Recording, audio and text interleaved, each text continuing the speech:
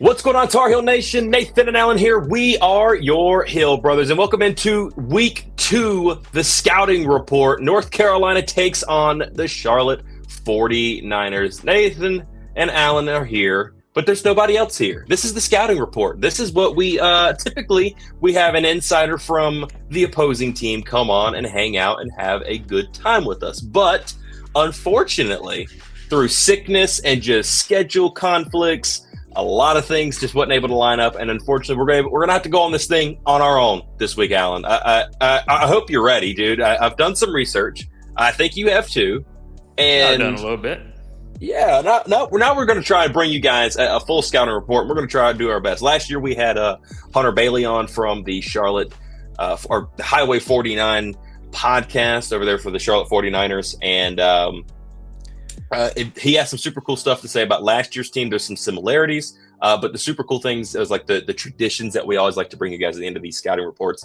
And we'll talk about them again. We've mentioned them multiple times throughout the years or throughout the year. And we'll talk about it one more time. But let's hop into this scouting report. Charlotte looks a little bit different than it did last season. So Charlotte is coming in with a brand new head coach. Now, last year they had Biff Poggi, who was relatively new to the program at the time that he came in. He had a pretty decent season, I think his first year, and then everything just kind of flew off the rails there for Charlotte. So they decided to let go of Biff. I think I don't even think he made it to the end of the season last year, and they hired brand new head coach Tim Albin from Ohio, who has been a pretty successful coach. He comes into this season with Charlotte with an overall record in his coaching career, 58-28. Pretty solid record for Tim Albin. It's a pretty big hire for them over there with Charlotte, looking to be a guy that could potentially take this program and flip it and turning in to something pretty cool here. Alan, what do you expect after seeing the first game, which I watched the first game that they played, the Dukes Mayo Classic against Appalachian State inside of Bank of America Stadium, a stadium that North Carolina just loves playing in. And sure enough, it was a pretty bumpy game for them. They lost that game 34-11. But, Alan, I don't think, week one, we all know how week one games go. North Carolina's coming off a pretty bad one themselves. What do you expect to see from this Charlotte team coming into this season? Yeah, Tim Allen brings one of his guys from Ohio, Nate Fans, as a defense coordinator / linebackers coach. Kurt Maddox, also co-defense coordinator, defensive line coach, all brand new to Charlotte. They operate out of a 4-2-5 scheme. Against Appalachian State, there's a familiar name, Jaquarius Conley. We all know that name. He was on the team. Expect to do a lot of big things. Got hurt. Didn't really pan out the 2 seasons later when he came back. The first game he finished with 6 solo tackles, forced a fumble. So they got a little bit of talent on the defensive side of the ball. I think. Caden Schmidt, a linebacker, finished with quote-unquote 9 tackles. He had 5 solo tackles, 4 unassisted. Conley had 6 solo tackles, and I'm not quite sure. He had 1 or 2 less assisted, which gave Schmitz the overall tackling lead. And then Macchio Williams had the 1 sack. They got some athletes. Of course, they got some D1 talent. And Conley. So we'll see. It's just I don't think there's enough talent UNC Charlotte to really be able shouldn't have the talent to be able to stop North Carolina. Yeah, they're coming in with, as a matter of fact, 7 former Tar Heels are on this Charlotte team. Connor Harrell, of course, who is their starting quarterback, who was re-announced as the starting quarterback after struggling in week 1 against App State. Jaquarius Conley, like you talked about. Defensive end, and a guy I say the name of all the time, confusing our linebacker, Andrew Simpson, with the former North Carolina, now Charlotte defensive end, Curtis Simpson. So we finally get to have our Curtis Simpson. So I can finally stop going crazy. I knew I remember that name. I with all the mass exodus that we had in the transfer portal, I completely forgot about Curtis. So we get to see Curtis Simpson this week. Also, wide receiver Justin Olson, who I am very surprised to see still playing college ball. I'm not exactly sure at how many years he's been in college for now, but it's been a while because he was a wide receiver for Sam Howell. So I don't remember. I don't know exactly how. I don't know if he's had some injuries since he's left North Carolina. I don't know. I'm going to double check on that. But the last one, or the last few, being kicker Liam Boyd, who we would like to have back currently right now. Also running back Jarrell Cobb, and also tight end Jake Young. So 7 former North Carolina players on this UNC Charlotte team, and that's something that we saw last year. There were a ton of coaches along with that last year. So this is a team that North Carolina is fairly familiar with, at least in the last regime. Some familiar names that we're going to be seeing, of course, this year. So, but yeah, brand new defensive coordinator and co-defensive coordinator in Kurt Maddox and also Nate Fans. Also, brand new offensive coordinator in Todd Fitch. And he's a guy to me that seems like he really wants he does a really good job with a balanced offense. Against App State, they really wanted to establish the run, very North Carolina-esque. But as the game went on, they wanted to spread it out a little bit. Unfortunately, Connor Harrell didn't look comfortable, which we've seen this before. It was against Charlotte last year that Connor Harrell got his first start against as the starting quarterback for the North Carolina Tar Heels outside of the bowl game against West Virginia. But this was his team coming in after Max got hurt. He had played against Minnesota to end that game and didn't look that great. Looked better in that game than he did against App State.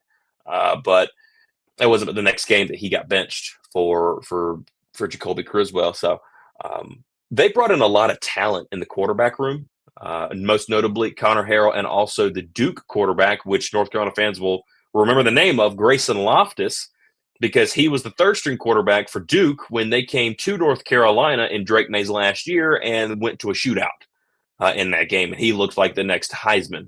That was the year that Riley Leonard got hurt for Duke, and they were looking like they were going to be a really good team that year. I think the end score was like 48-42 or something of that nature. It's a crazy game. Yeah, the students rushed the field after that game. They sure did, and that was the last win for North Carolina that season as well. So they've got some talent. I really like their running back in C.J. Stokes, another transfer that came in. He got 49 yards last week against App State. He is a guy at 5'10", 200 pounds that North Carolina is going to have to keep an eye on, because we saw last week Kavorian Barnes got really loose for TCU. And this Todd Fitch is also going to come at North Carolina very similarly, I believe, in this game, because they want to establish the run. They don't get Connor out moving a lot. At least they didn't last week against App State. They had some issues keeping Connor in check in pass blocking, but in the run blocking, they did fairly well in that area. So a team that's going to want to establish the football and get some play action passes in there as well. But the biggest guy that I'm looking for is the wide receiver duo, and Justin Olson, and also Sean Brown. Sean Brown, a returner for this team, has the ability to get over the top of teams, and on the outside especially, Marcus Allen and Thaddeus Dixon, more or less Marcus Allen, is going to have to keep an eye on Sean Brown.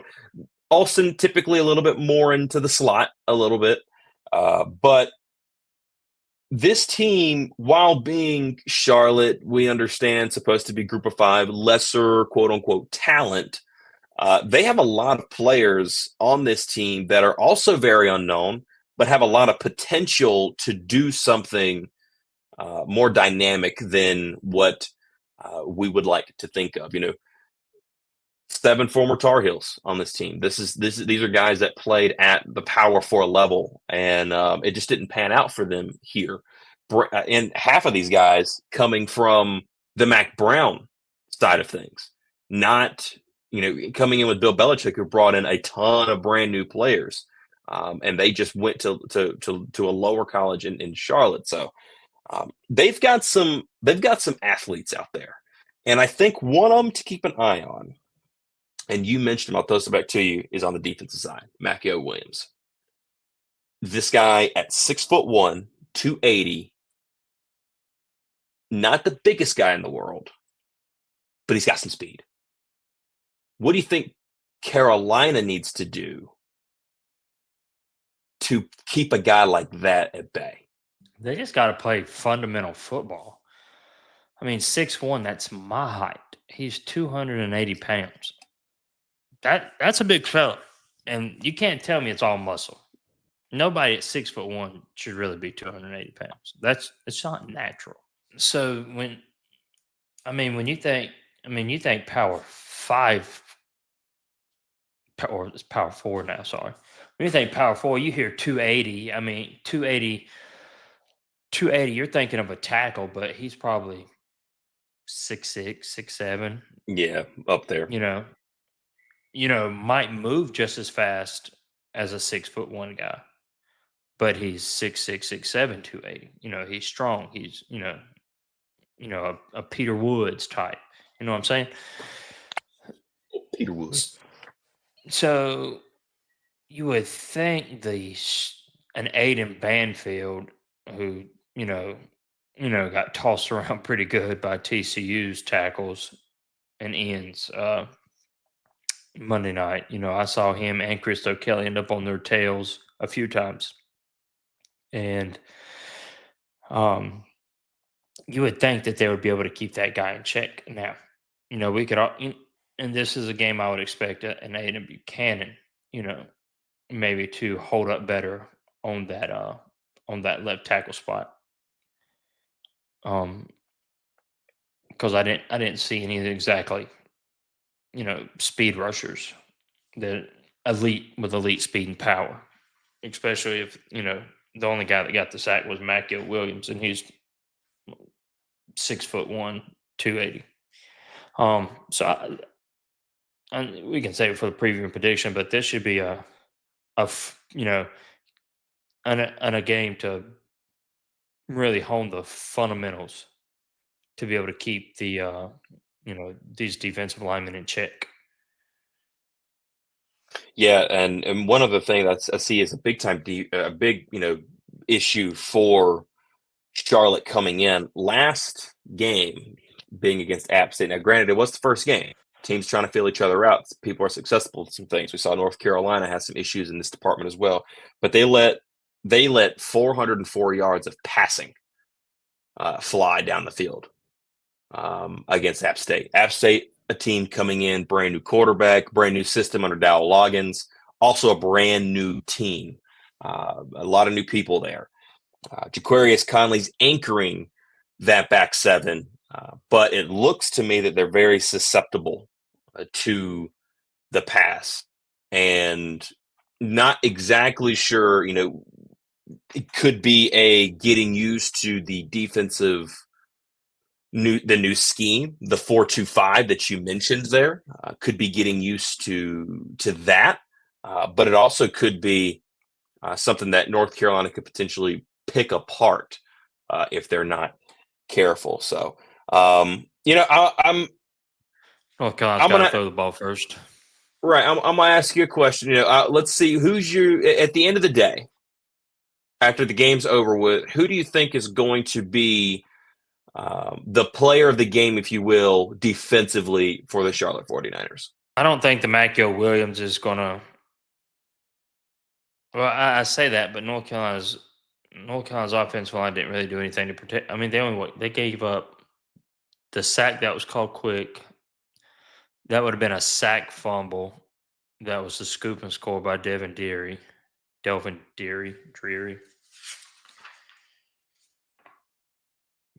Deal, sorry. The other Deal. guy. Deal. Yeah, the other guy said that couldn't have an impact, and he did the scoop and score. Anyway, ripping band-aids off of semi-healed wounds there. Yeah, if somebody's got to have a big day against North Carolina, I guess it's got to be a Macchio Williams type that, for whatever reason, that he finds a North Carolina guard, or I guess if Chris O'Kelly is playing center again, I guess you could just line him up over him and push him down like he got pushed around so much. So I'll hold off on just saying the easy choice and Conley, because he's got a little bit of that power forward experience, and we'll give it to Macco Williams, getting him another sack or two, or maybe a strip sack, depending on who the quarterback is. It really depends on who the quarterback is. If it's Gio, the defensive line could have a good day. If it's Max Johnson, it could be Conley that has that could come up with an interception. I'm actually surprised you didn't go with Caden Schmitz. I bet that would kind of be my guy that I would go to there in that situation. He just seems like he's a guy that kind of flies all over the place. I like him a lot. And at 6'1", 235, he's not weighed down a lot, so he can get up and he can scat and move. Big guy as well. Big in strength and muscle, so he's got a lot of muscle pushing him down the field. But on the offensive side of the ball, honestly, I think for the MVP of this game on the opposite side of the ball is probably going to be a CJ Stokes, the running back. I like the back seven. Yes, we have issues with Marcus Allen, and we'll see. I'm expecting to see a bigger game for him, and we'll talk about that in the preview predictions. But this running back seems like he is good to break off one or two. And they know how to hide him fairly well to where he can become a factor that North Carolina is really have to key in on. So the backers, Kamari House and Andrew Simpson, are really going to have to key in on the run and making sure and controlling those guys. Because if you don't, CJ Stokes is going to make you pay, to say the least. But should be an interesting team. I can't wait to see what they look like. This is going to be a big-time game for them. As a matter of fact, I know he's going to talk about traditions and everything else, but one thing that I want to mention is a kind of a fun fact is that the Charlotte 49ers are actually adding in, I think, 1,500 to 3,000 extra seats in the stadium for this game. There is Chris Lane is going to be performing there at this game. They're doing a concert with him.